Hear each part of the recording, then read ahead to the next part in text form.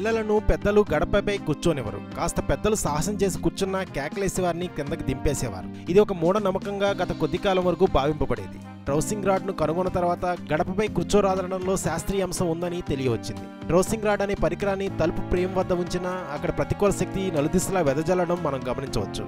కాబట్టి జ్ఞానవంతులైన మన పూర్వీకులు ఈ విషయం ముందుగానే తెలుసు కాబట్టి ఇలాంటి నిషేధం పెట్టారు.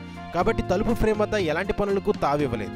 అలా నిషేధించడానికి తలుపు గుమ్మం వద్ద ప్రతికూల శక్తి ప్రచారం ఉండడమే ఈ నిషేధం వెనుక రహస్యం. ఇలా తలుపు గుమ్మం నుండి ప్రతికూల శక్తి తరంగాలు ప్రచారం ఉండడానికి గల కారణం తలుపు ఫ్రేమ్ చతురాస్రాకారంలో ఉండడమే. ఈ విషయాన్ని గ్రహించి కాబోలు చైనీయులు కిటికీలను తలుపులను పైభాగంలో వంపుగా ఆర్చ్ మాదిరి నిర్మిస్తారు. మన దేవాలయాలు మరి చర్చిలు కూడా ద్వారాల వద్ద పైభాగం వంపుగా ఆర్చీల మాదిరి నిర్మించబడి ఉన్నవి.